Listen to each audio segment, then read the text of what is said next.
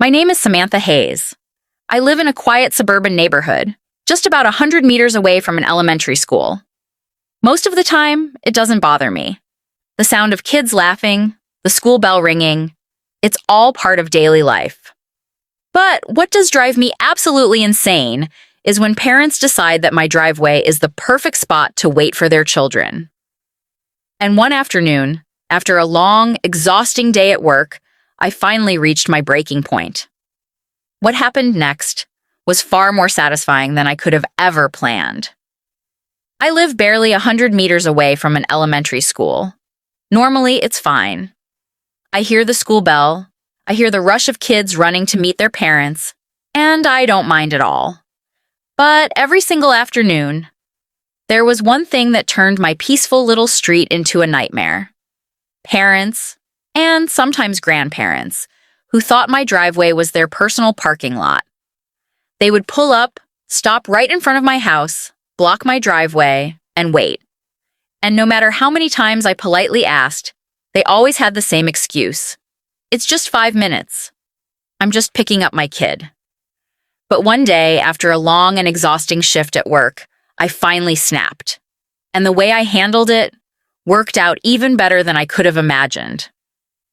It was a gray, chilly afternoon. Work had drained me. My shoulders were tense, my eyes heavy, and I wanted nothing more than to pull into my driveway, kick off my shoes, and forget about the world. But as I turned onto my street, my heart sank. There it was, yet another car parked squarely across my driveway. Inside, I could see a man sitting comfortably, engine running, scrolling through his phone as if nothing was wrong. I slowed down. My pulse quickened. My hands clenched the steering wheel. This was not the first time. Oh no, this was a routine by now. The same smug looks, the same casual attitude, the same dismissive words every single time. I stopped right in front of the car, headlights glaring into his rearview mirror. I rolled down my window and gestured politely. "Hey, can you move?" "This is my driveway." The man glanced up, barely looking guilty. He rolled his window down just an inch. "It's just 5 minutes," he said lazily. "I'm picking up my kid." Just 5 minutes. That same line. Over and over. But today was different. I could have sighed and driven around the block, hoping he'd be gone when I came back. I could have begged him to move. I could have swallowed my frustration like I had 100 times before. But not this time. Instead, I cut my engine, right there in the middle of the street. The sound of silence was deafening. No engine, no movement. Just me, sitting there, completely blocking traffic in both directions. The man frowned, rolling his window down fully now. "What are you doing?" he snapped. I leaned back in my seat, calm as ever. "Oh, it's no big deal," I replied with a smile. "I'll just wait." "After all, you're only here for 5 minutes, right?" His eyes narrowed. His smugness started to fade. Behind me, a horn blared. Then another, and another. Cars began piling up, trapped in a growing traffic jam. Drivers leaned on their horns, yelling from their windows. The man in front of me shifted uncomfortably in his seat. He gestured wildly. "Come on, just go around. You're blocking the street." I tilted my head, still calm. "And you're blocking my driveway." The tension crackled in the air. I wasn't budging, and neither was he. But soon, someone else was about to get involved. The horns behind me grew louder. First a short, impatient beep. Then a long, angry blast. Then a chorus of frustration, echoing down the narrow street like a storm. Drivers leaned out of their windows. "Move your car!" one shouted. "Hey, what's the holdup?" another barked. But I didn't flinch. I simply sat there, calm, hands resting on the steering wheel, staring straight ahead at the man blocking my driveway. He was sweating now, glancing nervously at the line of cars stacking up behind me.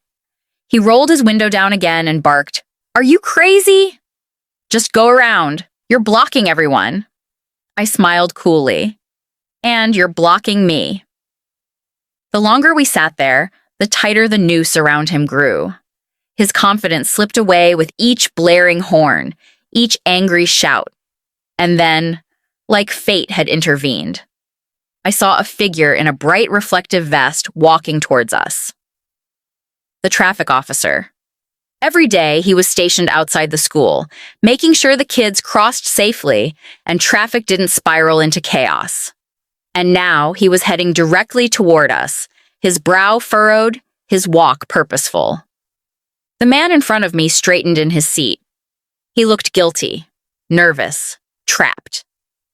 The officer approached my window first. "Sir, what's going on here? Why are you blocking the street?" I leaned out of my car, keeping my tone polite, almost cheerful. "Oh, it's nothing, officer." "Really, no big deal.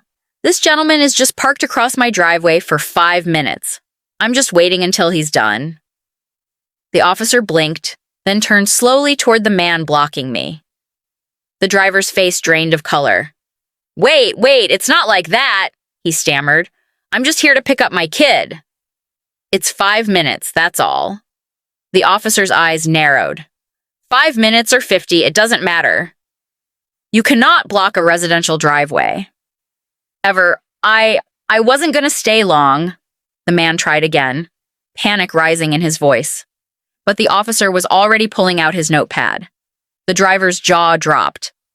"Are you serious? You're giving me a ticket?" The officer didn't even look up as he scribbled. "Dead serious." Behind me, the horns quieted. The crowd of angry drivers realized what was happening. A few even cheered.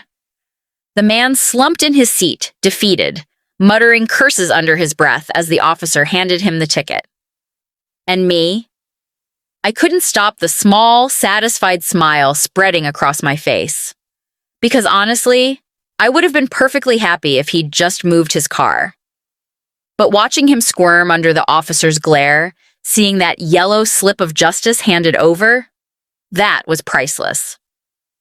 Later that evening, as I finally pulled into my driveway, I realized something.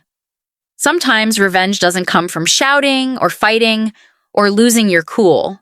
Sometimes it comes from staying calm and letting the universe, or in this case, a traffic cop, deliver justice for you. And from that day on, I never saw a single parent block my driveway again. Not once. Because word had spread. Nobody wanted to be the next one caught.